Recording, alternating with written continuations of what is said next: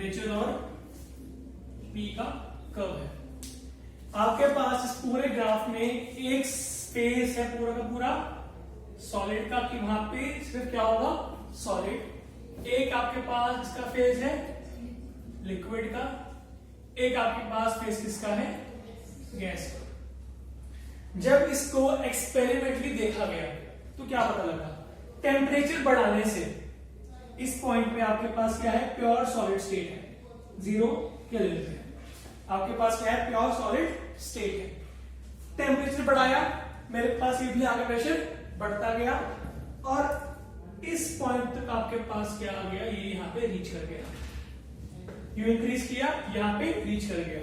इस पूरे के पूरे ग्राफ को टेम्परेचर मतलब पर्टिकुलर टेम्परेचर के ऊपर देखा गया, इसके ऊपर आपके पास सॉलिड और गैस फेज दोनों क्या थे इक्विलिब्रियम में थे। लिक्विड फेज का यहाँ पे कोई नामो निशान था ही नहीं, सिर्फ क्या थी यहाँ पे सॉलिड और गैस की यहाँ पे सब्लिमेशन। ठीक है, जब हम लोग आ गए इस पॉइंट पे एक मेरी जब इस पॉइंट पे टेम्परेचर को कांस्टेंट रख के सिर्फ P को बढ़ाया गया, अब वो तो ऐसे ही जाएगा आगे ना, इसको हम बोलते हैं मेल्टिंग कर्व। यहां पे मैंने क्या देखा, सॉलिड और लिक्विड क्या थे इक्विलिब्रियम पे थे, सिर्फ इस कर्व के ऊपर। इस कर्व के इस तरफ क्या था प्योर सॉलिड, उस तरफ प्योर लिक्विड। और जब इसकी कर्व के ऊपर टेम्परेचर को और बढ़ाया गया विद इंक्रीजिंग प्रेशर, तो मेरे पास कुछ यूं सा ग्राफ बना। ये ग्राफ पे यहाँ पे क्या था लिक्विड और गैसेस क्या थे इक्विलिब्रियम में। ये आपकी कौन सी कर्व आएगी, वेपराइजेशन या बॉइलिंग कर्व। ठीक है, अब अगर ध्यान से देखोगे एट एब्सोल्यूट 0 केल्विन, ये एब्सोल्यूट 0 टेम्परेचर, आपके पास सॉलिड का प्रेशर भी क्या है 0, मतलब मिनिमम प्रेशर ऑफ सॉलिड क्या है यहाँ पे 0, और मैक्सिमम क्या होगा जो इस पॉइंट पे आएगा, क्योंकि इस पॉइंट के पास सॉलिड फेज तो है ही नहीं, या तो लिक्विड है या फिर गैस है। तो कितना मैक्सिमम है टिल, इसको लिख लो पी पी या पी ट्रिपल, क्या पी ट्रिपल पॉइंट। जितना ट्रिपल पॉइंट पे प्रेशर है उतना क्या है सॉलिड फेज का मैक्सिमम प्रेशर है। इसके कॉरेस्पॉन्डिंग मैंने क्या ड्रॉ कर दिया है टेम्परेचर का लाइन, ये क्या है आपकी टी ट्रिपल पॉइंट। ठीक, इसके बाद इसको कांस्टेंट रख दिया, सिर्फ प्रेशर इंक्रीज किया, तो ये देखा कि अगर मैं ट्रिपल पॉइंट पे टेम्परेचर ना बढ़ाऊं, सिर्फ प्रेशर को इंक्रीज करूं, तो my solid will start changing to liquid. ठीक है, और अगर मैं टेम्परेचर और P दोनों को बढ़ाऊंगा तो मेरे पास कर्व कैसे जा रही है, liquid and gas will be equilibrium. अब लिक्विड की भी एक हद है जिसके बाद जाके वो टोटली वेपर्स में कन्वर्ट हो जाएगा। तो मान लो कि ये पॉइंट पे क्या हुआ, liquid purely convert to gas, मतलब इस पॉइंट के बाद अगर लिक्विड चला गया उसको दोबारा से वापस लाना बहुत मुश्किल है, ना के बराबर है। तो ये पॉइंट जिसके बाद अगर गैस लिक्विड चला गया, मेटल चला गया, उसको लिक्विफाई करना पॉसिबल नहीं है, वो आपका क्या होता है ट्रिपल, तो वो आपका होता है क्रिटिकल टेम्परेचर।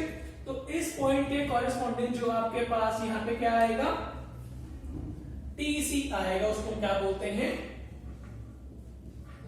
Critical temperature. क्या है क्रिटिकल टेम्परेचर, और इस पॉइंट के कॉरेस्पॉन्डिंग आपके पास एक क्रिटिकल प्रेशर भी होगा।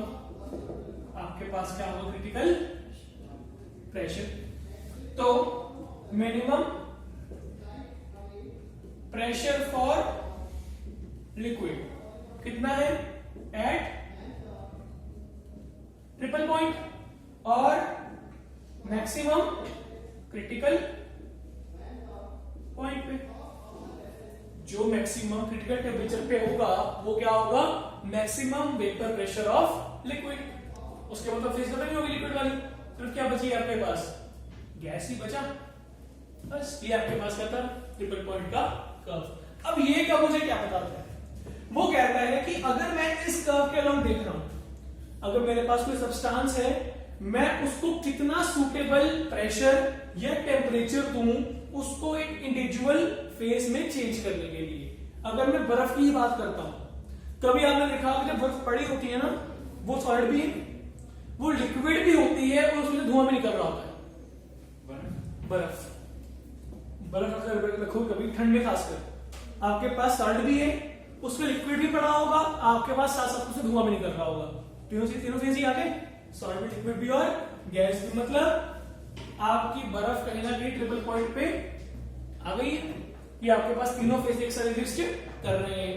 तो अगर मैं उस पॉइंट पे एक पर्टिकुलर टाइप ऑफ टेम्परेचर या प्रेशर अप्लाई करूंगा तो पॉसिबल है पूरी की पूरी सॉलिड आइस कैसे हो जाए, वेपर बदल जाए, या वो लिक्विड में, या पूरा पूरा क्या बने दोबारा से बर्फ बन जाए। तो अगर मान लो कि आपके पास जो बर्फ है वो ये कप जा रही थी, अगर मैं टी बढ़ा दूंगा पी सेम रख के तो क्या होगा, विल चेंज टू गैस। अगर मैं टी सेम रख के टी घटा दूंगा तो it will change to solid.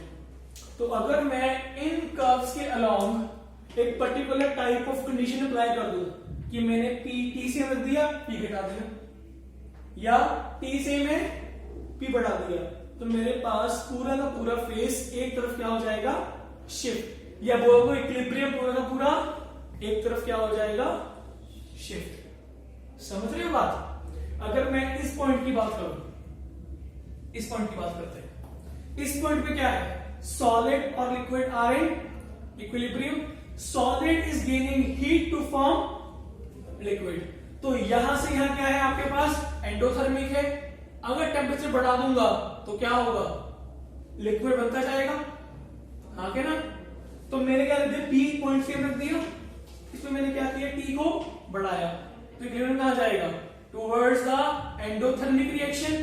तो आपके पास बर्फ ज्यादा क्या बन जाएगी, लिक्विड वाटर। अगर मैं यहां घटा दूं क्या हो जाएगा, it will start changing to pure solid form.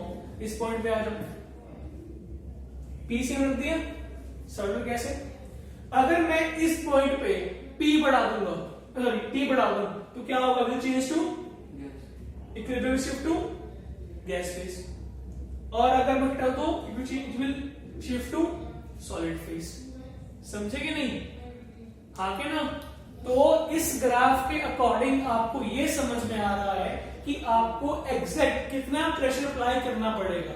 इससे आप 0.1 का डिफरेंस भी पता कर सकते हो।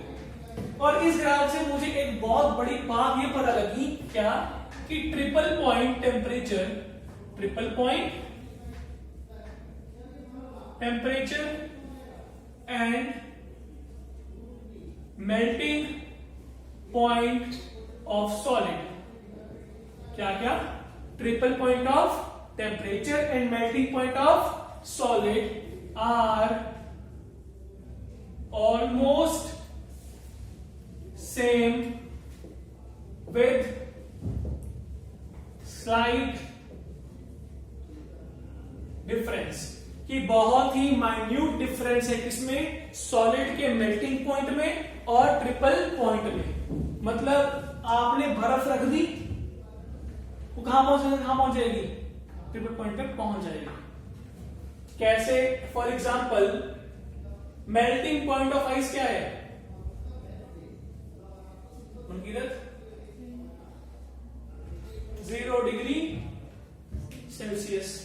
पानी जमता भी 0 डिग्री पे है, पिघलता भी 0 डिग्री पे ही है, जिसको हम बोलते हैं लेटेंट हीट, अगर याद आ रहा है।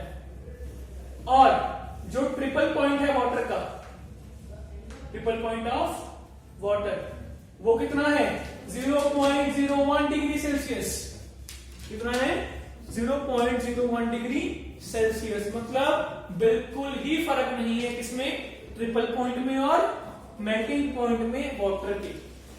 ठीक है, ऐसे ही बाकी लिक्विड्स के लिए, बाकी सॉलिड्स के लिए है, जितना भी मैटर है सबका यही हाल है, सबका मेल्टिंग पॉइंट और ट्रिपल पॉइंट में ज्यादा फर्क नहीं है। यहां पर कितना का आ गया, 0.01 का आ गया, दूसरे का 0.02 का आ जाएगा, या 0.1 का आएगा, इतना फर्क पड़ जाएगा बस, इससे बड़ा फर्क नहीं पड़ने वाला। ठीक है, तो ट्रिपल पॉइंट और मेल्टिंग पॉइंट किसी भी सॉलिड का बहुत ज्यादा वेरी नहीं करता। इसी कारण से बर्फ को निकालते ही वो लिक्विड, सॉलिड और गैसियस फेज तीनों शो कर देती है कुछ टाइम के लिए। उसके बाद इन्वायरमेंट तो है ही है, कांस्टेंट प्रेशर है एटमॉस्फेयर का, लेकिन टेम्परेचर ऑब्वियसली क्या है, एंडोथर्मिक की तरफ ज्यादा है। रूम टेम्परेचर कितना होता है 300 केल्विन, तो बहुत ज्यादा दे रहा है टेम्परेचर में, तो ऑब्वियसली बर्फ क्या होगी इन द एंड मेल्ट ही होगी। गर्म करोगे तो भाप बन जाएगी ज्यादा। सर वो हीट होती है बर्फ की, कौन? जो गैस में निकलती है वो।